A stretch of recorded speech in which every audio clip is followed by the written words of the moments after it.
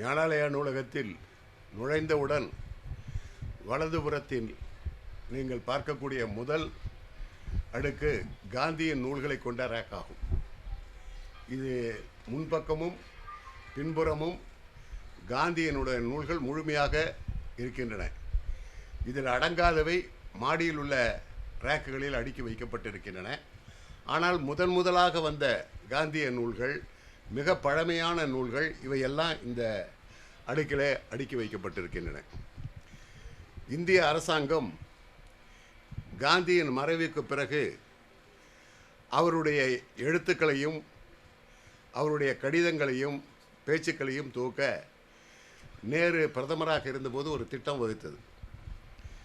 அது இடையிலே கொஞ்சம் தொய்வு ஏற்பட்டாலும் கூட 1977 மொரார்ஜி தேசாய் அவர்கள் பிரதமரான பிறகு அத்திட்டத்தை முடித்தே ஆக வேண்டும் என்று கங்கணம் கட்டிக்கொண்டு தன்னுடைய 96வது வயசில் ஆங்கில பேராசிரியராக பணியாற்றிய கே சுவாமிநாதனை அழைத்து, நீங்கள் இந்த பணியை முடித்து கொடுக்க வேண்டும் என கேட்டுக்கொண்டார். அப்பொழுது பிரதமரை பார்த்து கே சுவாமிநாதன் சொன்னார், எனக்கு வயது 90 ஆகிறது, 90ஐ கடந்து விட்டது, இந்த நிலையில் பெரும்பணியை எனக்கு தருகிறீர்கள் என்று. இதை முடிக்க தகுதியானவர் நீங்கள், ஆகவே இதை நீங்கள் செய்வீர்கள் என்ற நம்பிக்கையில் உங்களை அழைத்து இதை கேட்டுக்கொள்கிறேன் என்று சொன்னவுடன் அவரும் மனமும் வந்து பணியை நிறைவேற்றினார். 1988 போது உலகம் சுற்றிய தமிழரின் அறிவுரையின்படி இந்த 100 தொகுதிகளையும் தமிழ்நாட்டில் 3 பேர் வாங்கினோம். அதிலே நான் ஒருவன். இது அப்பொழுதே 2000 ரூபாய்க்கு தந்தார்கள் 100 தொகுதிகளுமே. இந்த 100 தொகுதிகளின் மொத்த பக்கங்கள் 55,000 ஆகும். ஒவ்வொரு தொகுதியும் டபுள் டம்மி சைஸில் குறைந்தது 500 பக்கங்களை கொண்டதாக இருக்கும். ஆகவே இது 100 தொகுதிகளில் 55,000 பக்கங்கள். கடைசி தொகுதியில் இந்த முதல் 99 தொகுதியில் இருக்கக்கூடிய தலைப்புகளின் அட்டவணை துவக்கப்பட்டிருக்கிறது. உலகிலேயே ஒரு விடுதலை இயக்கத்தின் தலைவனுடைய பேச்சுக்களும் எழுத்துக்களும் கடிதங்களும் இந்த அளவு துவக்கப்பட்டிருப்பது காந்திக்கு மட்டுமே. ஆகவே இந்த 100 தொகுதிகளையும் நான் வாங்கினேன். என் கல்லூரி வாழ்க்கையை முடித்து ஆசிரிய பணியை மேற்கொண்ட அந்த 60வது ஆண்டு மிக சிறப்பான ஆண்டாகும். 63 விவேகானந்தருடைய நூற்றாண்டு விழா, 1969 காந்திஜியினுடைய நூற்றாண்டு விழா, அதே ஆண்டு கார்கியினுடைய நூற்றாண்டு விழாவும் அதை அடுத்து லெனினுடைய நூற்றாண்டு விழா. இவை எல்லாம் 60களே தொடர்ந்து வந்தபொழுது நான் திருச்சியில் உள்ள அருகில் இருந்த மணச்சநல்லூர் உயர்நிலைப் பள்ளியிலே கணித ஆசிரியராக பணியாற்றி கொண்டிருந்தேன். அப்பொழுதெல்லாம் மேடை பேச்சில் மிகுந்த ஆர்வமாக இருந்த காரணத்தினால் பொதுவாக ஆங்கிலத்திலும் தமிழிலும் உள்ள நூல்களை படித்துவிட்டு குறிப்பெடுத்து பேசுகிற பழக்கம் என் தந்தையால் எனக்கு வந்தது. ஆகவே இளைஞனாகவும் 30 வயதுக்கு உட்பட்டவனாகவும் இருக்க வேண்டும் என்று கருதி அகில இந்திய விவேகானந்த நூற்றாண்டு குழுவினர் என்னை செயலாளராக இதற்கு தேர்ந்தெடுத்தார்கள் விவேகானந்தருடைய நூற்றாண்டு விழாவின் போது. அப்பொழுது விவேகானந்தருடைய வாழ்க்கையில் ஒரு பெரும் திருப்பத்தை ஏற்படுத்திய கன்னியாகுமரியில் உள்ள பாறையில் அவருக்கு ஒரு நினைவு மண்டபம் எழுப்பினார்கள். அதற்கு நிதி வசூலிக்கும் பொறுப்பையும், ஆனால் அது செல்வந்தர்களிடத்திலிருந்து மட்டுமே பெற்றதாக இருக்கக்கூடாது, இந்தியாவில் இருக்கக்கூடிய ஒவ்வொரு குடிமகனும் அதில் தன்னுடைய பங்களிப்பை செய்ய வேண்டும், குறிப்பாக பள்ளியிலும் கல்லூரியிலும் படிக்கக்கூடிய இளைஞர்கள் தங்களுடைய பங்களிப்பை செய்ய வேண்டும் என்று கருதிய ஏக்நாத் ரானடே அவர்கள் பள்ளிகளிலும் கல்லூரிகளிலும் சென்று விவேகானந்தர் பிரச்சாரத்தை மேற்கொண்டு அங்கே விவேகானந்தருடைய ஸ்டாம்ப், கவர், சிறிய அறிக்கைகள், விவேகானந்தர் நிறைவுப்பாறையும் அதில் அமைய இருக்கிற சிலையையும் கொண்ட உருவப்படங்களோடு எல்லாம் ஒரணா 4 1 ரூபாய்க்கெல்லாம் விற்க சொன்னார். அந்த பணியை நான் மேற்கொண்டேன். திருச்சியிலே அன்று புகழ்பெற்று இருந்த மருத்துவர் டாக்டர் காளமேகம் அவர்கள் தலைவராகவும், சிறந்த வழக்கறிஞராக இருந்த ஹரிஹரன் அவர்கள் பொருளாளராகவும், பேசவும் செயல்படவும் கூடிய 30 வயதுக்கு உட்பட்ட இளைஞனாக இருந்த காரணத்தினால் என்னை செயலாளராக தேர்ந்தெடுத்தார்கள். நான் திருச்சி மாவட்டம், அப்பொழுது ஒருங்கிணைந்த மாவட்டம், புதுக்கோட்டை, கரூர், இப்பொழுது இருக்கக்கூடிய அரியலூர், பெரம்பலூர் எல்லா மாவட்டங்களுமே திருச்சி மாவட்டத்தை அடங்கியது. இந்த மாவட்டங்களில் இருந்த பள்ளிகளிலும் கல்லூரிகளிலும் சென்று பேசவும், ரோட்டரி சங்கங்களிலும் லயன்ஸ் கிளப்புகளிலும் பேசவும் எனக்கு ஹரிஹரன் வக்கீல் அவர்களும் காலமேக அவர்களும் தன்னுடைய அந்த ப்ளஷர் காரை கொடுத்து உதவுவார்கள். எனக்கு உதவியாக 2 நண்பர்கள் இருப்பார்கள். அவர்களையும் அழைத்து கொண்டு இந்த துண்டு அறிக்கைகளையும் பிரசுரங்களையும் எடுத்துக்கொண்டு நாங்கள் சென்று பேசுவோம். அப்படி பேசுவதற்கான வாய்ப்பு ஏற்பட்ட போது என் தந்தையார் சொல்வார், நீ எல்லா இடங்களிலும் சென்று பேச வேண்டி இருப்பதனால் உன்னை அதிகமாக தயார்படுத்திக்கொள். காந்தியை பற்றி பேசுவதற்கு ஆயுள் போதாது. ஆகவே ஒரே விஷயத்தையே திரும்ப திரும்ப சொல்வதை விட அவருடைய பல்வேறு பரிமாணங்களையும் நீ தெரிந்து கொண்டு பேசுவது நன்றாக இருக்கும். ஆகவே அவருடைய நூல்களை எல்லாம் வாங்கி படி என்று சொன்னார்கள். பொதுவாக எல்லாரும் என்ன சொல்வார்கள் என்றால், அவருடைய சத்திய சோதனையை முதலில் படி என்று சொல்வார்கள். என்னுடைய தந்தையார் எனக்கு அறிவுறுத்த பிறகு நான் படித்த முதல் புத்தகம் சத்தியாகிரகா இன் சவுத் ஆப்பிரிக்கா. காந்தியினுடைய வாழ்க்கையை முழுமையாக தெரிந்து கொள்ள விரும்புகிறவர்கள் படிக்க வேண்டிய முதல் நூல் சத்தியாகிரகா இன் சவுத் ஆப்பிரிக்கா. ஏனென்றால் காந்தி மகாத்மாவாக உருவானதும் அவருடைய அகிம்சை கொள்கையை அவர் பரிச்சார்த்தமாக சோதித்து பார்த்து கடைபிடிக்கவும், சத்தியாகிரகத்தையும் கடைபிடிப்பதற்கும் அவர் பயின்றது, அதை செயல்படுத்தியது ஆப்பிரிக்காவில் தான். 1869 அக்டோபர் 2 பிறந்த மகாத்மா அவர்கள் 1948 ஜனவரியிலே காலமானார்கள். அந்த இடைப்பட்ட காலத்தில் 1892 முதல் 1916 வரை அவர் ஆப்பிரிக்காவிலே வாழ்ந்தார். ஏறத்தாழ ஒரு 22 ஆண்டு காலம் ஆப்பிரிக்காவிலே வாழ்ந்தபொழுதுதான் அங்கே மனிதனிடத்தில் இருக்கக்கூடிய ஏற்றத்தாழ்வுகளையும் நேரத்தின் பேரால் இருக்கக்கூடிய வேறுபாடுகளையும் அவர் உணர்ந்தார். ஆப்பிரிக்காவில் இருக்கக்கூடிய இந்தியர்கள் படும் இன்னல்களையும் இடையூறுகளையும் துன்பங்களையும் துயரங்களையும் கண்ட மகாத்மா அவர்கள் அவர்களுடைய உரிமையை பெறுவதற்காக அங்கே போராடினார். அங்குதான் அவர் மகாத்மாவாக உருவானார். ஆகவே அவருடைய போராட்டம் செயல்முறைகளை அவர் வடிவமைத்து வெற்றி கண்டது ஆப்பிரிக்காவில். அங்கு 3 மிக முக்கியமான போராட்டங்களை நடத்தினார் காந்தி. அந்த கைரேகை பதிப்பது இந்தியர்கள் எல்லாம் 1860 தான் பிரிட்டிஷ் அரசாங்கம் ஆப்பிரிக்காவில் குடியேறிய வெள்ளையர்களின் கோரிக்கையையும் ஈழத்திலே குடியேறிய வெள்ளையர்களின் கோரிக்கையும் பர்மாவிலும் மற்ற இடங்களிலும் வெள்ளை ஆட்சி இருந்தபோது அங்கு இருக்கக்கூடிய தேயிலை தோட்டங்கள், கரும்பு தோட்டங்கள், வேறு சில நிர்மாண பணிகளுக்கெல்லாம் தொழிலாளிகள் தேவையாக இருந்தார்கள். ஆகவே 1860 ஒப்பந்த கூலி சட்டத்தை கொண்டு வருகிறார்கள். 1860 தான் கங்காணிகள் இந்தியாவில் இருக்கக்கூடிய ஏழ்மைக்கு ஆளான வறுமைக்கு உட்பட்ட மக்களை எல்லாம் மிகுந்த வருமானம் வரும் என சொல்லி ஆசை வார்த்தை காட்டி ஈழத்திற்கும் ஆப்பிரிக்காவிற்கும் பர்மாவிற்கும் அழைத்து சென்றார்கள். இந்த ஒப்பந்த கூலி முறையை அமுல்படுத்திய பிறகு நம் தமிழர்கள் எங்கே செல்கிறோம், எப்படி வாழ இருக்கிறோம் என்பதெல்லாம் தெரியாமல் இந்த கங்காணிகள் சொன்ன பேச்சை நம்பி சென்று மோசம் போய் தங்களுடைய வாழ்க்கையை கொத்தடிமைகளாக மாற்றிக்கொள்ள வேண்டிய கட்டாயத்துக்கு ஆளானார்கள். அப்படிப்பட்ட நிலைமையை கண்ட அந்த ஆப்பிரிக்க சரித்திரத்தை எல்லாம் உணர்ந்த ஆங்கிலேயர்களுடைய கொடுங்கோன் ஆட்சியின் தன்மையை புரிந்து கொண்ட காந்தி அவர்கள் அவர்களுடைய விடுதலைக்காகவும் உரிமைக்காகவும் ஆப்பிரிக்காவிலே தன்னுடைய போராட்டத்தை தொடங்கினார். போராட்டம் என்றால் ஆயுதம் ஏந்திய போராட்டம், புரட்சி என்றால் ரத்தம் சிந்த வேண்டும் என்ற நிலையை மாற்றி ஒரு சத்தியாகிரக போராட்டத்தின் மூலமாக தன்னுடைய செயலை, தன்னுடைய கோரிக்கையை நிறைவேற்றிக் கொள்ள முடியும் என்பதை உலகத்தில் முதலாக நிலைநாட்டியவர் காந்தியடியவர்கள். அதற்கு சோதனை பரிச்சார்த்த நிலமாக அமைந்தது ஆப்பிரிக்கா நாடு. அங்குதான் அவர் அகிம்சையையும் சத்தியாகிரகத்தையும் கடைபிடித்தார்.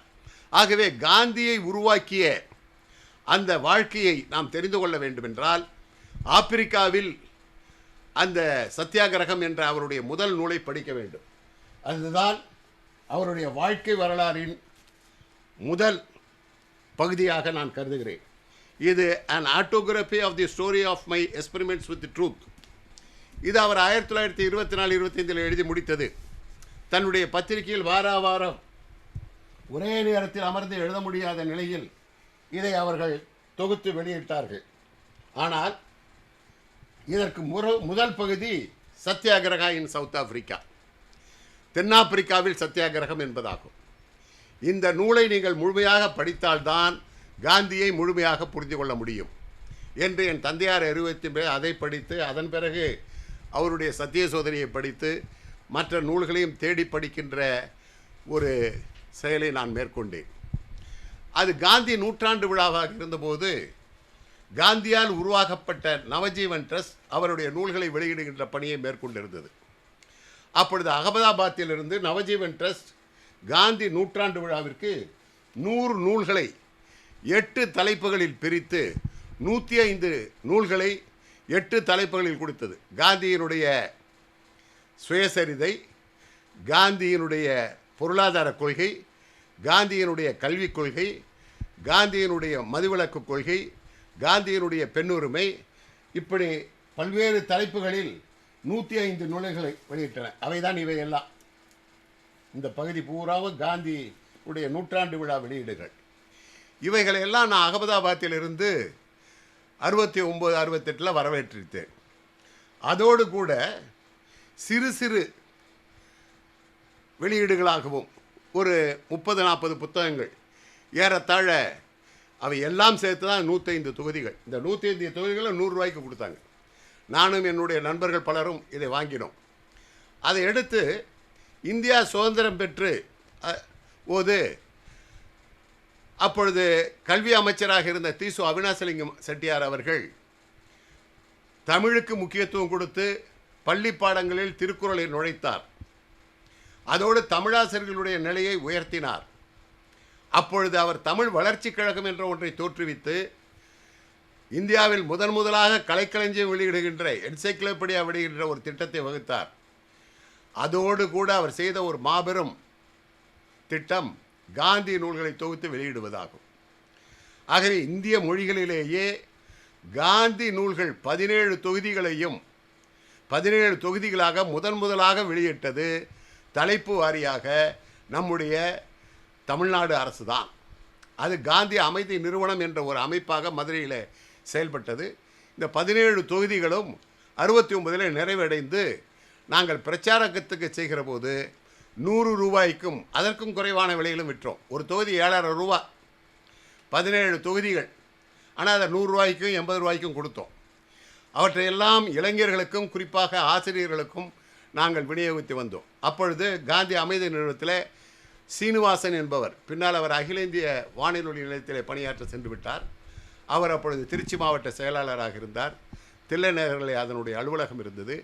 அவரும் நானும் திட்டமிட்டு திருச்சியில் இருக்கிற பல்வேறு கிராமங்களுக்கெல்லாம் சென்று இரவிலே காந்தியை பற்றி பேசிவிட்டு ஒரு மணி நேரம், அதன் பிறகு காந்தியினுடைய வாழ்க்கை படத்தை அப்பொழுது இருந்த செய்தி தொடர்பு பிரிவினுடைய அதிகாரியின் துணை கொண்டு கிராமங்களில் அது திரைப்படமாகவும் போட்டு காட்டுவோம். சுமார் 7-8 மணிக்கு ஆரம்பித்து 10:30-11 மணி வரை கிராமங்களிலே காந்தி பிரச்சாரம் செய்து திரும்புவது எனக்கு அப்பொழுது வழக்கமாக இருந்தது. அப்பொழுதெல்லாம் ஆசிரியர்களுக்கு மருத்துவ விடுப்போ சம்பளத்தோடு கூடிய விடுப்பெல்லாம் கிடையாது. ஆகையினால சில நாட்களில் என்னுடைய உள்ள அந்த கேஷுவல் லீவை முழுமையாக பயன்படுத்துவேன். இல்லை என்றால் 3 மணிக்கு மேல் தலைமை ஆசிரியரிடத்தில் அனுமதி பெற்று கொஞ்சம் முன்னதாக சென்று இந்த பணியை மேற்கொள்வோம். சில நிர்பந்தத்தின் காரணமாக லாஸ் ஆஃப் பேயில் கூட நான் இந்த பிரச்சாரத்தை மேற்கொண்டு செய்திருக்கிறேன். இந்த பணியை மேற்கொண்ட போது தான் காந்தியை முழுமையாக உணர்கிற எனக்கு ஒரு வாய்ப்பு ஏற்பட்டது. காந்தியோடு அந்த போராட்டத்தில் கலந்து கொண்ட பல பெரியவர்களை சந்திக்கின்ற வாய்ப்பு எனக்கு கிடைத்தது.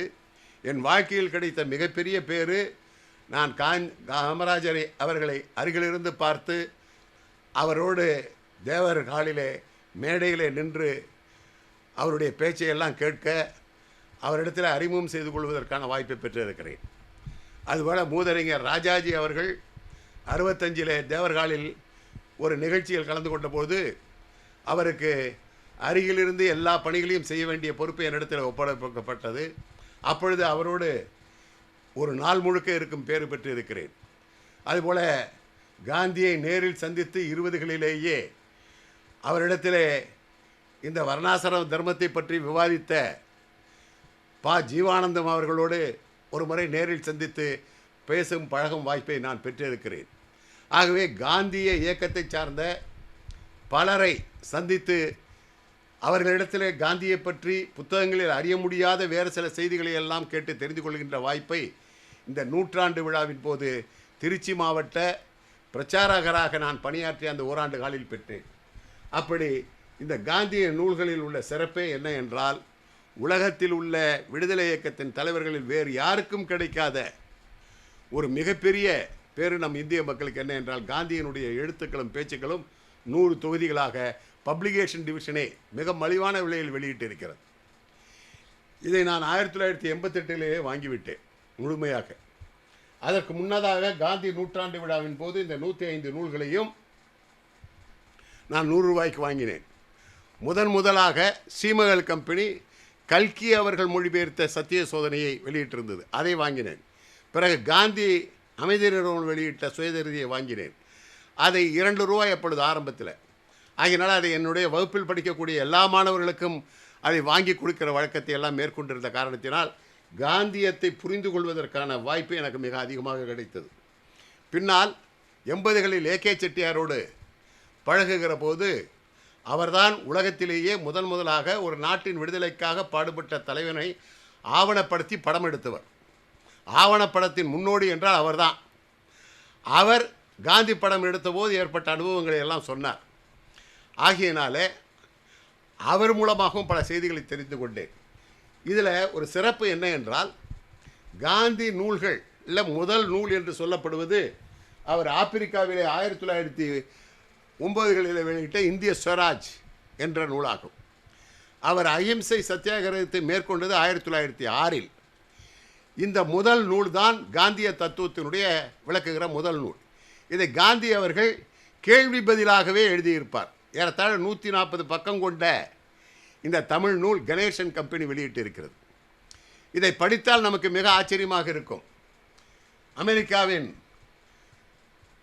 இப்பொழுது இருக்கக்கூடிய அதிபருக்கு முன்னால் இருந்த ஒபாமா அவர்கள் இந்த நூலை படித்துவிட்டு சில பொருளாதார நிபுணர்களை அழைத்து இதற்கு எப்படி ஒரு 100 ஆண்டுகளுக்கு முன்னரே காந்தி அவர்கள் இயற்கையை பாதுகாக்க வேண்டும், காடுகளை அழிக்கக்கூடாது, அணைகள் கட்டுவதனாலே நீராதாரம் பாதிக்கப்படுகிறது என்பதையெல்லாம் உணர்ந்து சொல்லியிருக்கிறார். அவற்றை எல்லாம் நீங்கள் ஆய்ந்து சொல்ல வேண்டும் இந்த நூலில் இருக்கிற கருத்தை என்று கேட்டுக்கொண்டாராம். அந்த அளவுக்கு மிக சிறப்பான ஒரு நூல் இது. அதோடு மட்டுமில்லை, யுனெஸ்கோ நிறுவனம் காந்தியினுடைய அந்த சத்தியாகிரகத்தை அறிவித்த 1906ஆம் ஆண்டை 100வது ஆண்டாக கொண்டாடுகிற போது உலகில் உள்ள எல்லா நாடுகளுக்கும் காந்தியினுடைய அந்த அகிம்சை தினத்தை கொண்டாடுமாறு அதை உலக அமைதிக்கான நாடாகவும் சமாதான நாடாகவும் கொண்டாடும்படி சுற்றறிக்கை அனுப்பியது. அது ஒரு மிகப்பெரிய விஷயம். ஏனென்றால் ஒரு மனிதனுடைய கருத்து காலங்கடந்தும் நிற்க வேண்டும், காலங்கடந்து அது சிந்தித்து செயல்படுவதற்கான ஒன்று என்று ஆராய்ச்சிக்குரியதாக மக்கள் நினைக்க வேண்டும். அப்படிப்பட்ட காலங்கடந்த மக்களால் பேசப்படுகின்ற ஒரு மாபெரும் தலைவனாகவும் அவருடைய கருத்துக்கள் ஆராய்ச்சிக்குரியதாக இருப்பது இந்த ஒரு நூல் மட்டுமே சொல்கிறார்கள். அவருடைய மொழிக் கொள்கை தான் இந்தியாவை மொழிவாரி மாநிலமாக பிரித்தது. அவர் இந்தியாவிற்கு ஒரு பொதுமொழி வேண்டும் என்று சொன்னார். அதனுடைய அவசியத்தை விளக்கி பல நூல்கள் இருக்கின்றன. உலகத்தில் உள்ள பல்வேறு தலைவர்கள் அவரை பற்றி எழுதிய நூல்களை எல்லாம் இதில் இருக்கிறது. அது ஒரு பெரிய சிறப்பு. எல்லாவற்றுக்கும் மேலாக அமெரிக்க அரசாங்கம் காந்தியினுடைய நூற்றாண்டு விழாவின் போது ப்ரொஃபைல்ஸ் ஆஃப் காந்தி என்ற இந்த நூலை வெளியிட்டது. இதில் அபூர்வமான தலைப்புகளில் மிக பெரும் தலைவர்கள் எல்லாம் தங்களுடைய கருத்துக்களை வெளியிட்டிருக்கிறார்கள்.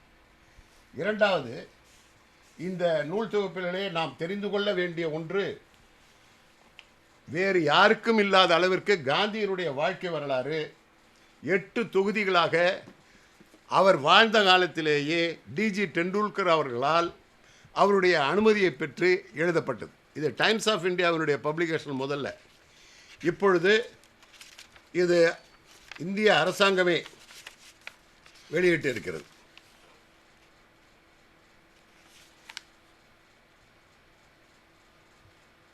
Publication division. இது டெண்டுல்கருக்கு 2/1/48 காந்தி அவர்கள் தன்னுடைய வரலாறை எழுதுவதற்காக அனுமதித்து எழுதிய கடிதமாகும். இது 8 தொகுதிகளாக இருக்கின்றது. ஒரு மாபெரும் தலைவருடைய வாழ்க்கை வரலாறு இவ்வாறு 8 தொகுதிகளாக தொகுக்கப்பட்டு அரசாங்கம் இது அப்பொழுது 65 ரூபாய்க்கு தந்தது. என்னுடைய நண்பர்களில் ஒருவர் சொல்வார், நான் வாழ்க்கையில் இந்த 8 தொகுதியையும் படித்து உள்வாங்கி கொண்டாலே போதும் கிருஷ்ணமூர்த்தி என்று இதை வாங்கி நாங்கள் வெளியே வந்தபோது சொன்னார். இதை நான் வாங்கி இப்படி பைண்ட் செய்து வைத்திருக்கிறேன். காந்தியினுடைய வாழ்க்கை வழிக்கு ஆதாரமான ஒரு நூல் இது.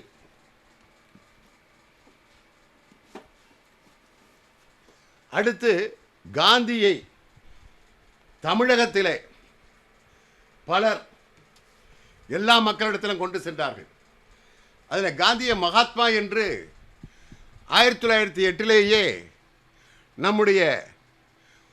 நாம் இன்று உலக மகாகவி என்று பாராட்டப்படுகிறவரும் புரட்சி கவியில் முதல் கவிஞர் என்று போற்றப்படுவருமாகிய பாரதி அவரை வாழ்கனி அம்மான் இந்த வையத்து நாட்டிலெல்லாம் தாழ்வுற்று வறுமை மிஞ்சி விடுதலை தவறிக்கட்டு பால்பட்டு நின்றதாமோர் பாரத தேசந்தன்னை வாழ்விக்க வந்த காந்தி மகான் வாழ்க வாழ்கவே என்று சொல்கிறார். அப்படி காந்தியார் முதலாக தன்னுடைய இந்தியா பத்திரிகையில் மகாத்மாவை கார்ட்டூன் போட்டு அறிமுகம் செய்த பெருமையும் காந்திக்கு உண்டு.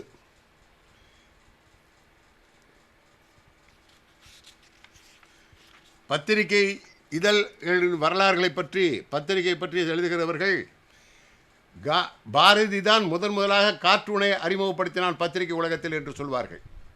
அப்பொழுது அதை கார்ட்டூன்னு சொல்றதில்லை, கேலி சித்திரம் என்றெல்லாம் சொல்வதில்லை, கூடார்த்த சித்திரம் என்று பாரதி சொல்கிறார். இங்கே பாரதி காந்தி பசு தென்னாப்பிரிக்கா இந்திய தலைவர் மோகா காந்தியை சத்தியமிக்க பசுவாக சித்தரிக்கும் இந்தியா கார்ட்டூன் 1908 வெளியானது. இதில் காந்தியை ஒரு பசுவாகவும் வெள்ளையர்களை ஒரு புலியாகவும் சித்தரித்து வெளியிட்ட கார்ட்டூன் இது காந்தி. பாரதியினுடைய அஞ்சலி 1908.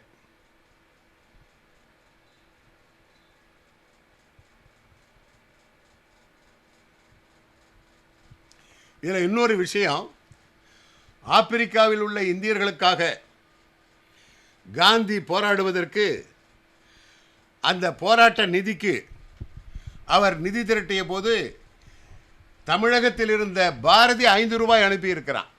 அந்த செய்தியெல்லாம் யாருமே சொல்வதில்லை. அதுதான் இதில் உள்ள பெரிய சிறப்பு.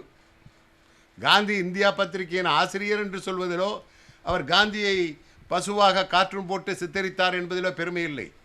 வாழ்கனி எம்மான் இந்த வையத்து நாட்டில் எல்லாம் என்று முதலாக அவர்தான் இந்தியாவிற்கு விடுவில்லியாக விடுதலை இயக்கத்தின் தலைவனாக வரப்போகிறான் என்பதை தீர்க்க தரிசனமாக இருந்து பாடிய பாரதி அவருடைய போராட்டத்திற்கு தன் பங்காக 5 ரூபாயை கொடுத்து பணத்தை தென்னாப்பிரிக்காவுக்கு அனுப்பினார் பாரதி.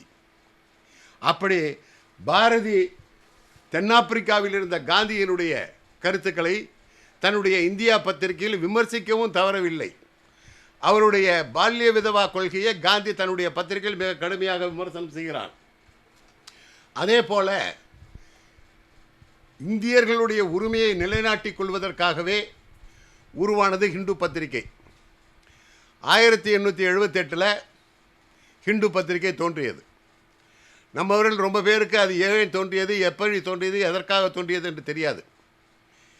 உங்களுக்கு சென்னையில் இருக்கக்கூடிய ஹைகோர்ட்டில் முதல் தலைமை நீதிபதியாக ஒரு தமிழன் நியமிக்கப்பட்டான் என்றால் அது முத்துசாமி ஐயர்.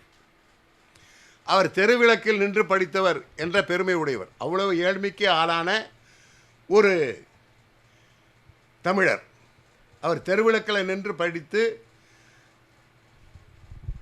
நம்முடைய சென்னை ஹைகோர்ட்டினுடைய நீதிபதியாக பதவி உயர்வு பெற்றவர். இன்றும் சென்னை ஹைகோர்ட்டில் அவருடைய பளிங்கு சிலை இருப்பதை நாம் பார்க்க முடியும். அப்படி அவர் சென்னை ஹைகோர்ட்டினுடைய நீதிபதியாக நியமிப்பதை வெள்ளையர்கள் எதிர்த்தார்கள். அதில் மெயில் பத்திரிகையில் ஒரு கருப்பனை தலைமை நீதிபதியாக நியமித்தால் வெள்ளைய வழக்குரைஞர்களாகிய நாங்கள் அந்த கருப்பனை பார்த்து மயிலாடு என்று எவ்வாறு அழைப்பது, ஆகவே இது தவறான ஒரு செயல் என்றெல்லாம் கண்டித்து மேல் பத்திரிகையில் எழுதினார்கள். அப்பொழுது 26 வயதே ஆன, 26 வயது கூட இல்லை, ஒரு 20 வயதான 21 வயதான சென்னை பட்டதாரி இளைஞராகிய ஜி சுப்பிரமணிய ஐயர், இது என்ன அக்கிரமமாக இருக்கிறது, தகுதியின் அடிப்படையிலும் கல்வி தகுதியின் அடிப்படையிலும் திறமையின் அடிப்படையிலும் ஒருவன் பதவி உயர்வு பெறுகிறான், அது தமிழனாக இருந்தால் என்ன வெள்ளையனாக இருந்தால் என்ன, அவனை கருப்பன் என்று சொல்லி இந்த வெள்ளைய அடிவருடிகள் எவ்வாறு கண்டனம் தெரிவிக்கலாம் என்று சொல்லி இதற்கு மறுப்பு எழுதுகிறார். ஆனால் அந்த மறுப்பை மெயில் பத்திரிகை வெளியிட மறுத்து விடுகிறது. உடனடியாக தான் ஜி சுப்பிரமணியர் நினைக்கிறார், ஏன் நாமே ஒரு பத்திரிகையை நடத்தினால் என்ன, அப்பொழுது நம்முடைய கருத்தை வெளியிடலாம் என்று கருதிதான் தன்னுடைய நண்பர்கள் 5 பேரை சேர்த்து கொண்டு 6 பேரும் 3 ரூபாய் முதலீடு செய்து 1878 ஹிந்து பத்திரிகை ஆரம்பிக்கிறாங்க. அதனுடைய வரலாறு ஒரு பெரிய நீண்ட வரலாறு. பின்னால் 1882 ஜி சுப்பிரமணியர் என்ன நினைக்கிறார் என்றால், நம் நாட்டு மக்கள் எல்லாம் அறியாமையில் மூழ்கி கிடைக்கிறார்கள், இதில் எழுத படிக்க தெரிந்தவர்களே 2% பேர் தான். இப்படி இருக்கிற போது ஆங்கிலத்திலே பத்திரிகை நடத்தினால் நாம் நினைக்கிற கொள்கை ஈடேறுமா, ஆகவே தமிழில் பத்திரிகை ஆரம்பிக்கணும்னு சொல்லி சுதேசம் திறன் ஆரம்பித்தார் 1882 ஜி சுப்பிரமணிய ஐயர். அந்த சுதேசமித்திரனில் ஆப்பிரிக்காவிலே காந்தி போராடிய போது அங்கு இருந்த தமிழர்கள் அங்குள்ள நிலைமையை விளக்கி வாசகர் பகுதியிலே கடிதங்கள் எழுதினார்கள். அந்த கடிதங்களை எல்லாம் உலகம் சுற்றிய தமிழர் ஏகே செட்டியார் அவர்கள் சுதேசமித்திரன் பழைய ஏடுகளிலிருந்து திரட்டி புண்ணியவான் காந்தி என்று சொல்லி முதல் பாகத்தை நூற்றாண்டு விழாவில் வெளியிடுகிற போதே 2ஆம் பாகத்தையும் விரைவில் வெளியிடுவேன் என்று சொன்னார். ஆனால் அது நிறைவேறாமலே போய்விட்டது. இது 1969 புண்ணியவான் காந்தி என்று ஏகே செட்டியார் வெளியிட்ட நூல். இதனுடைய சிறப்பே என்ன என்றால், 1896 ஆப்பிரிக்காவில் இருந்த இந்தியர்கள் 1904, 1906, 1902, 1901, 1898, 1896 தென்னாப்பிரிக்காவில் குடியேறிக்கும் இந்தியர்களின் முறைப்பாடு விட்டபாடில்லை என்று ஏப்ரல் 24, 1896 பக்கம் 5 ஒரு கடிதம் வந்திருக்கிறது. அப்புறம் செப்டம்பர் 8, 1898 பக்கம் 4 டிரான்ஸ்வால் இந்தியர் என்று ஒரு கடிதம். இதெல்லாம் எழுதியவர்கள் யார் என்பதையெல்லாம் அந்த புத்தகத்தில் செட்டியார் அவர்கள் வெளியிட்டிருக்கிறார். தென்னாப்பிரிக்காவிலிருந்து ஞான சம்பந்தன் என்னும் புனைப்பெயரில் பல ஆண்டுகளாக கடிதங்கள் எழுதி வைந்த திரு பிரசை சோ விருதாச்சலம் பிள்ளை இவர்தான்.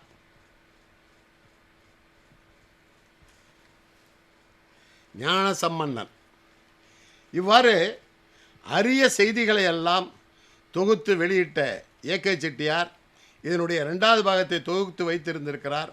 ஆனால் அவர் 83 மறைந்ததன் காரணமாக அது வெளிவராமலே போய்விட்டது. ஆகவே தமிழர்கள் 1896 முதற்கொண்டே அவரோடு அங்கு நடக்கிற அந்த பிரச்சனைகள்லாம் அறிந்து சுதேசமித்திரன் பத்திரிகைகளை வெளியிட்டிருக்கிறார்கள். அதோடு கூட எல்லாவற்றுக்கும் மேலாக இந்தியாவிலே வெள்ளைய அரசுக்கு எதிராக கப்பலோட்டிய தமிழன் எனவும் செக்கிழுத்த தமிழன் எனவும் பாராட்டப்படுகின்ற வஉசி அவர்கள் இங்கு தீவாந்தர சித்தை தண்டனை பெற்று 12 வரை சிறையிலிருந்து தன்னுடைய வக்கீல் தொழில் செய்வதற்கான உரிமையையும் இழந்து எண்ணெய் கடையையும் மளிகை கடையையும் வைத்து பிழைக்கின்ற ஒரு அவல நிலைக்கு ஆளாகி வறுமைக்கு தள்ளப்பட்ட போது கோயில்பட்டியிலும் பெரம்பூரிலும் வாழ்ந்த காலத்தில் ஆப்பிரிக்காவில் இருக்கக்கூடிய தமிழர்கள் எல்லாம் ஒருங்கிணைந்து காந்தியினிடத்திலே அவருக்கு ஒரு நிதி திரட்டி அளித்திருக்கிறார்கள். 347 ரூபா 12 அணா 1912. அது இங்கே வஉசி அவர்களுக்கு 1916 வந்து சேருகிறது. இது பற்றிய விளக்கமாக நண்பர் வெங்கடாசலபதி ஹிந்து பத்திரிகையில் வென் காந்தி விசிட்டட் மெட்ராஸ் என்ற தலைப்பிலே எழுதியிருக்கிறார். இதில் ஒரு சிறப்பு என்ன என்றால், காந்தி வஉசிக்கு 1916 தமிழில் கடிதம் எழுதியிருக்கிறார். ஆப்பிரிக்காவில் இருக்கக்கூடிய இந்தியாவினுடைய பல்வேறு மாநில தொழிலாளர்களுக்கெல்லாம் அவர்களுடைய குழந்தைகளுக்கு கல்வி கற்பிக்க வேண்டும் என்று காந்தி முயற்சித்து அங்கே டால்ஸ்டாய் பண்ணையை உருவாக்கினார். அங்கு அந்தந்த மாநில குழந்தைகளுக்கு அந்தந்த தாய்மொழியில் பாடம் கற்பிப்பதற்கான முயற்சியில் ஈடுபடுகிறார். அவர் தமிழ்நாட்டு தொழிலாளர்களுடைய பிள்ளைகளுக்கு தமிழ் கற்பிக்க காந்தி அரும்பாடுபட்டார். அப்படி அந்த முயற்சியில் ஈடுபடுகிற பொழுதுதான் அவர் திருக்குறளை கற்கின்ற ஒரு வாய்ப்பையும் பெற்றார். எனக்கு மறுஜென்மம் என்று ஒன்று இருந்தால் அதில் நான் தமிழனாக பிறக்க ஆசைப்படுகிறேன். காரணம், திருக்குறளை தமிழனாக இருந்து படித்து அதன் பெருமையை உணர வேண்டும் என்று தெரிவித்திருக்கிறார். அதுபோல ஆல்பர்ட் ஸ்வைசர் அவர்களும் கூறியிருக்கிறார்கள், பல்வேறு அறிஞர்கள் கூறியிருக்கிறார், காந்தியும் சொல்லியிருக்கிறார். இந்த வஉசிக்கு தமிழ் கடிதம் பாரதியின் மணிமண்டபத்தின் திறப்பு விழாவின் போது 46 பாரதி ஞாபகார்த்த மண்டபத்திற்கு என்னுடைய வாழ்த்துக்கள் என தமிழில் எழுதிய கடிதம் என்னிடத்தில் இருக்கிறது. இவ்வாறு காந்தி ஒவ்வொருவனும் தன்னுடைய கல்வியை தாய்மொழியில் பெற வேண்டும் என்பதை அப்பொழுதே வலியுறுத்தி இருக்கிறார். ஒரு குழந்தையின் வளர்ச்சிக்கு தாய்ப்பால் எந்த அளவு அவசியமோ அந்த அளவிற்கு அவசியம் தாய்மொழி கல்வி என்று சொல்கிறார். 1920 தமிழ்நாட்டில் 26-28 வந்தபோது அவர் பல்வேறு கல்லூரிகளுக்கும் மாணவர்களையும் சந்திக்கின்றார். திருச்சி தேசிய கல்லூரி என்பதே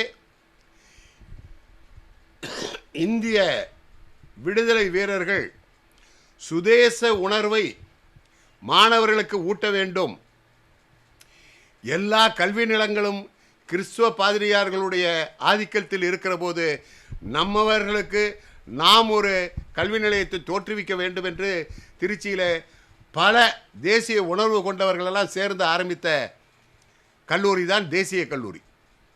அந்த தேசிய கல்லூரிக்கு காந்தி அவர்கள் வந்தபோது குத்தூசி குருசாமி பின்னால் பெரியாருடைய சுயமரியாதை இயக்கத்தின் விடுதலை ஆசிரியராகவும் திராவிடர் கழகத்தினுடைய செயலாளராகவும் இருந்த குத்தூசி குருசாமி தேசிய கல்லூரியில் படிக்கும்பொழுது மாணவ செயலாளராக இருந்து காந்தியின் வருகையின் போது அவருடைய அந்த போராட்ட நிதிக்கு பணம் வசூலித்து 1000 ரூபாய் கொடுக்குறார். ஆனால் தேசிய கல்லூரியில் இருந்த வேறு சிலர் அவருக்கு வரவேற்பதிலை சமஸ்கிருதத்தில் வாசித்து கொடுக்கிறார்கள். காந்திக்கு மாணவர் பிரதிநிதியாக இருந்து பணம் வசூலித்து கொடுத்த குத்தூசி குருசாமி காந்திக்கு பின்னால் நின்று கொண்டு இருக்கிறார். கல்லூரியினுடைய ஒரு சாரார் ஒரு பிரிவினர் அவருக்கு சமஸ்கிருதத்தில் வரவேற்பதில் வாசித்து கொடுக்கிறார்கள். காந்தி அந்த வரவேற்பதிலை வாங்க மறுத்துவிட்டு அங்கே கூடியிருந்த மக்களை பார்த்து கேட்கிறார், இப்பொழுது எனக்கு அவர் வரவேற்பு இதழ் வாசித்து கொடுத்தார் சமஸ்கிருதத்தில், அதில் உங்களுக்கு எத்தனை பேருக்கு அது புரிந்தது, எத்தனை பேருக்கு சமஸ்கிருதம் தெரிந்தது என்று கேட்கிறார். அதில் ஒருத்தர் தான் எழுந்திருக்கிறார். அவர் யாருன்னா அந்த வரவேற்பு பத்திரத்தை எழுதினவர், வாசித்தவர். இவங்க 2 பேரை தவிர யாருமே இல்லை. அப்பொழுது காந்தி மிக கோபமாக அங்கே கூடியிருந்த மாணவர்களையும் மக்களையும் பார்த்து கேட்கிறார், உங்களுக்கு வெட்கமாக இல்லையா? என்னிடத்தில் உங்களுடைய தாய்மொழியாகிய தமிழின் பெருமைகளை எல்லாம் எடுத்து சொல்லி இதனுடைய முக்கியத்துவத்தை எனக்கு உணரும்படி செய்து அதை கற்க வேண்டும் என்ற அவசியத்தை உணர்த்துவதற்கு பதிலாக நீங்கள் ஆங்கிலத்தில் எழுதி கொடுத்ததே தவறு என்று சொல்லி கொண்டிருக்கிற போது சமஸ்கிருதத்தில் எடுத்து கொடுக்கிறீர்களே, யாருக்கும் புரியாத ஒரு பாஷையில் இது என்ன நியாயம், வெட்கமாக இல்லையா என்று சொல்கிறார். இது வெட்கமாக இல்லையான்னு சொன்ன உடனே பின்னால் நின்ற இளைஞராகிய குத்தூசி குருசாமி ஹியர் ஹியர் ஹியர்ங்கிறார். அப்பொழுதெல்லாம் ஒரு சிறந்த சொற்பொழிவாளர் முக்கியமான ஒரு கருத்தை சொல்லுகிற பொழுது மக்களில் ஒரு சிலர் கேளுங்கள் கேளுங்கள் கேளுங்கள் என்று உரைக்க கூவுவார்கள். அப்போல்லாம் மைக் இல்லாத காலம். அப்படி கேளுங்கள் கேளுங்கள் ஹியர் ஹியர்னு இங்கிலீஷில் சொன்ன உடனே காந்தி அவரை திரும்பி பார்த்து இது அதை விட மோசங்கிறார். சமஸ்கிருதத்தில் வரவேற்பு கொடுத்ததை விட மோசம் இது ஆங்கிலத்தில் பேசுகிறது. ஏனென்றால் நான் ஆங்கிலத்தை வெறுக்க சொல்ல இல்லை, ஆங்கிலேயரையும் வெறுக்க சொல்லவில்லை. ஆனால் ஆங்கிலேயர்கள் அடிமைத்தனத்தில் இருந்து நீங்கள் விலக வேண்டும் என்றால், விடுதலை பெற வேண்டும் என்றால் ஆங்கில மோகம் உங்களை விட்டு விலக வேண்டும். ஆகவே நான் ஆங்கிலம் தெரிந்தவன் என்று சொல்லிக்கொள்வதில் ஒரு வரட்டு கௌரவம், ஒரு போலி பெருமை நீங்கள் பாராட்டுகிற விதத்தில் தான் ஆங்கிலத்தில் பேசுகிறீர்கள். ஆங்கிலத்தில் பேசாமல் தாய்மொழியிலே பேசுங்கள் என்று வற்புறுத்தி சொன்ன நிகழ்ச்சி குருசாமி அவருடைய வாழ்க்கை வரலாறிலே நாம் பார்க்கிறோம். செல்கிற இடங்களிலெல்லாம் அவர் தாய்மொழி கல்வியின் அவசியத்தையும் தாய்மொழியினுடைய பெருமையை நீங்கள் உணர வேண்டும் என்று வலியுறுத்தியும் பேசி வருகிறார். அன்று அவர் சொன்னது 100 ஆண்டுகளுக்கு பிறகு இன்று தமிழ்நாட்டில் நாம் ஹிந்தியை விரட்டுவதாக சொல்லிவிட்டு தமிழையும் விரட்டிவிட்டு ஆங்கிலத்தை கொண்டு வந்து நடுவிலே உட்கார வைத்திருக்கிறோம். இன்று பெரும்பாலான பெற்றோர்கள், நான் பல்கலைக்கழகங்களையோ அரசையோ குறை சொல்ல விரும்பவில்லை, பெற்றோர்களுடைய மனநிலையே கெட்டுப்போயிருக்கிறது. பெரும்பாலான பெற்றோர்கள், ஆசிரியத்துறை 39 ஆண்டுகள் பணியாற்றிய நான் பலருக்கு இங்கிலீஷ் மீடியம் என்பது வேறு, ஆங்கிலத்தை தெரிந்து கொள்வது என்பது வேறு, ஆங்கிலத்தில் பேசுவது எழுதுவது என்பது வேறு, எல்லா பாடங்களையும் ஆங்கிலத்தில் படிப்பது என்பது வேறு, இதை நீங்கள் புரிந்து கொள்ளுங்கள். ஆகவே தமிழ் மீடியத்தில் சேர்ந்து ஆங்கிலத்தில் நீங்கள் தேர்ச்சி பெற முடியும், ஆங்கிலத்தையே படிக்க வேண்டாம் என்று சொல்வதாக நினைத்து விடாதீர்கள் என்று சொன்னால் பலருக்கு புரிவதில்லை. என்னங்கய்யா, எங்கள் பிள்ளைங்க 2 இங்கிலீஷ் பீச்சில் வார்த்தை பேசுகிறது உங்களுக்கு பிடிக்கலையா, எங்கள் பிள்ளைங்க மேலே வருவது உங்களுக்கு விருப்பம் இல்லையா என்றெல்லாம் சொல்லுகிறார்கள். இன்றைய பெரும்பாலான படிக்காதவர்களும் சரி படித்தவர்களும் சரி இந்த ஆங்கில மோகத்திற்கு ஆட்பட்டு மம்மி டேடி ஸ்கூலிற்காக அலைமோதை பார்க்கிற போது நமக்கு அதிர்ச்சியாக இருக்கிறது. ஒரு மருத்துவக் கல்லூரியில் சேர்வதற்கு செலவிடுகிற தொகையை காட்டிலும் அதிகமாக நர்சரி ஸ்கூலில் சேர்வதற்கு செலவிடுகிற நிலைமை சென்னை, திருச்சி, புதுக்கோட்டையில் கூட உருவாகி இருப்பதை நாம் பார்க்கிறோம். ஆகவே காந்திய வழியில் செல்ல வேண்டும் என்பதை நாம் வலியுறுத்துவதற்கு காரணமே இத்தகைய தீங்கு எத்தகைய நிலைக்கு நம்மை ஆட்படுத்திவிடும் என்பதை ஒரு நூற்றாண்டுகளுக்கு முன்னரே நமக்கு வலியுறுத்தி சொன்னவர் தான் காந்தி. ஆகியனால தான் அவரை இந்திய தேசத்தின் பிதா என்று பாராட்டுகிறோம், ஃபாதர் ஆஃப் த நேஷன் என்று சொல்கிறோம். அன்று இருந்த தமிழர்களில் மகாகவி பாரதியிலிருந்து, ஜீவாவிலிருந்து, பெரியாரிலிருந்து, ராஜாஜியிலிருந்து எல்லோரும் அவரை வழிகாட்ட வந்த ஒரு தெய்வமாகவே கருதி இருக்கிறார்கள். அதனால்தான் பாரதி சொல்கிறான், வாழ்விக்க வந்த காந்தி மகாத்மா வாழ்க வாழ்க என்று சொல்கிறார். அவருடைய நூலிலேயே நான் பெரிதும் போற்றுவதும், ஜெயகாந்தன் அவர்கள்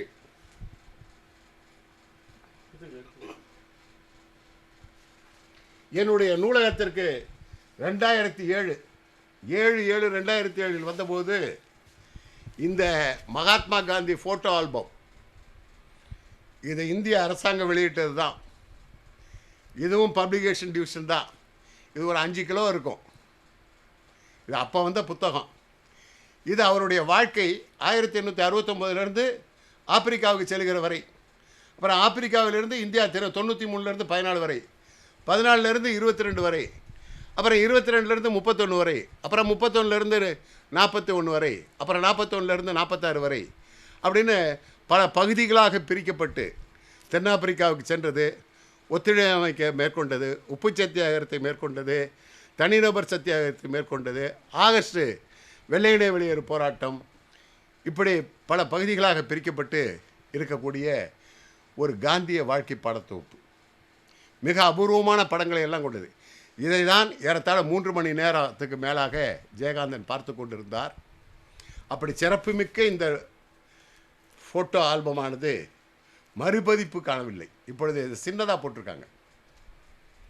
இதனுடைய அபூர்வமான வாழ்க்கை வரலாறை சுருக்கமாக எழுதிவிட்டு காந்தியினுடைய படங்கள் பல்வேறு காலகட்ட நிகழ்ச்சிகளாக இதில் தொகுக்கப்பட்டு இருக்கிறது. 94லேருந்து 14 வரைக்கும் நீங்கள் பார்க்கலாம். இதெல்லாம் காந்தியினுடைய பிறப்பு முதல் அவருடைய இறுதி ஊர்வலம் வரை இந்த படத்தொகுப்பில் இருக்கிறது.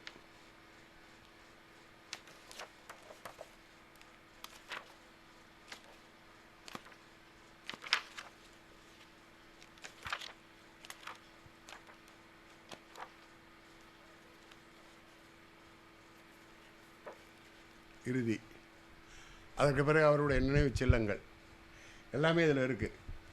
இதை பார்ப்பதற்கே ஒரு நாள் போதாது. பல அறிஞர்கள் இந்த நூலகத்திற்கு வந்து இந்த ஒரு வால்யூம் போதியா, நாங்கள் நூலகத்தில் மற்றதெல்லாம் பார்க்கலேன்ட்டாங்க. இதை தமிழில் இந்த அளவுக்கு வெளியிட்டிருக்காங்க. இவையெல்லாம் வெளியிட்டதனுடைய நோக்கமே என்னென்னா, இளைஞர்களெல்லாம் படிக்கணும்னு அவசியம் இல்லை, இந்த படத்தை எல்லாம் ஒழுங்காக ஒரு முறை புரட்டி பார்த்தாலே போதும், காந்தியை உணர்ந்து கொள்ள முடியும். எப்படிப்பட்ட தலைவர்களை எல்லாம் அவர் ஆட்படுத்தி இருக்கிறார் இந்த இந்திய விடுதலை வேள்வியில் என்பதை இவற்றையெல்லாம் நீங்கள் பார்த்து தெரிந்து கொள்ளலாம். எல்லாவற்றுக்கும் மேலாக அவர் காலத்திலே வந்த கார்ட்டூனை எல்லாம் தொகுத்து ஒரு வெளியீடு.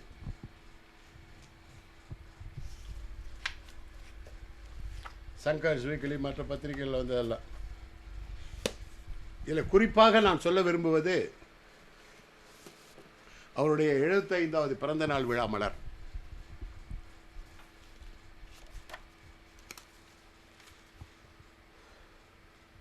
Gandhi, his life and work, published on his 75th birthday, October 2nd, 1944.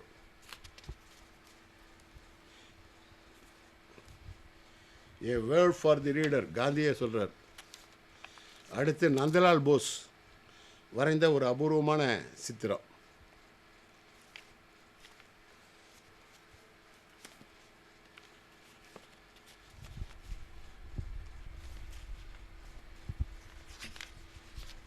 இதில் இன்சின் அவர்கள் சொன்னதை தான் நான் மறக்க முடியாது. இதில் முழுமையாக இருக்கிறது. கடைசி வரி நாம் எல்லோரும் நினைவில் வைத்துக் கொள்ள வேண்டும். Generations to come, it may be, will scars believe that such a one as this ever in flesh and blood walked upon this earth.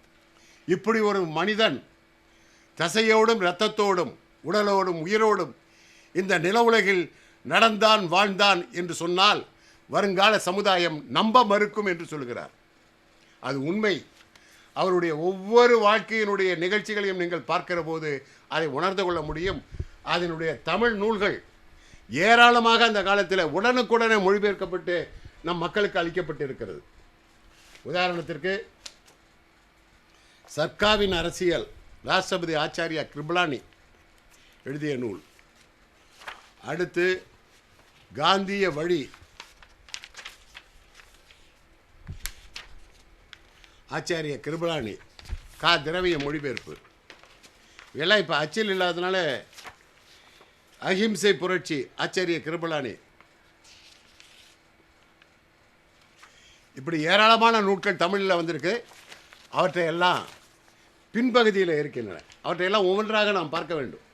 அடுத்து தமிழ்நாட்டில் இன்றைக்கி புத்தக வெளியீட்டை பற்றி எல்லோரும் என்னென்னமோ சொல்கிறோம். ஆனால் அன்று சென்னையிலிருந்து சண்டே டைம்ஸ் என்ற ஒரு பத்திரிக்கை வந்தது. அது ஒரணா series, Mahatma Gandhi superman of the age. இது ஒவ்வொன்றுமே ஒவ்வொரு பேம்ப்ளெட்டாட்டம் இருக்கும். ஒவ்வொன்றும் 16 பக்கம். இது காந்தியினுடைய நூல்கள் ஏராளமாக இந்த ஒரணா நூல்களில் இருக்குது. இதையெல்லாம் அந்த காலத்தில் வெளியிட்டு, இதையே தமிழில் சுயராஜ்ய பேரிகை என்ற தலைப்பில் எம்.எஸ். சுப்பிரமணிய ஐயர் அவர்கள் காந்தியினுடைய நூல்களை எல்லாம், அதுவும் குறிப்பாக ஹரிஜன சேவையை பற்றிய ஒரு 10 ஹரிஜன சேவை, ஹரிஜன ஊழியம் என்றெல்லாம் பல்வேறு தலைப்புகளில் அவர் இதுபோல் 32 பக்கத்தில் ஒரணாவுக்கு வெளியிட்டிருக்கிறார். நீங்கள் பார்த்தா ஆச்சரியமாகவும் பிரமிப்பாகவும் இருக்கிறது. அவையெல்லாம் 1000 பிரதிகள், 2 பதிப்பு 3 பதிப்பு ஒரே ஆண்டில் கண்டிருப்பதையும் நாம் பார்க்கிறோம். ஆக மக்களிடத்தில் எந்த அளவுக்கு ஒரு உத்வேகம் இருந்திருக்கிறது என்பதை இந்த பத்திரிகைகளையும் இந்த வெளியீடுகளையும் பார்க்கிற போது நாம் தெரிந்து கொள்ள முடியும். குறிப்பாக காந்திக்குள்ள ஒரு தனி சிறப்பு, இந்தியாவில் அவர் கால்படாத கிராமமே இல்லை. அவர் எப்பொழுதும் தன்னுடைய சுற்றுப்பயணத்தில் இரவிலே தங்குகிற இடம் ஏழை மக்கள் வாழ்கிற குடிசையாக இருக்கும் அல்லது சாதாரண மனிதனுடைய வீடாக இருக்கும். அதுதான் அவருடைய சிறப்பு. அதையெல்லாம் விளக்குகிற பல்வேறு நூல்களும் அவர் வாழ்க்கை சரித்திரத்தின் பல்வேறு பகுதிகளை பல்வேறு எழுத்தாளர்களும் பல்வேறு அறிஞர்களும் எழுதியதெல்லாம் தமிழ்லையும் மொழிபெயர்க்கப்பட்டு அந்த காலத்திலே வந்திருக்கு. அதெல்லாம் பின்புறத்தில் இருக்கிறது.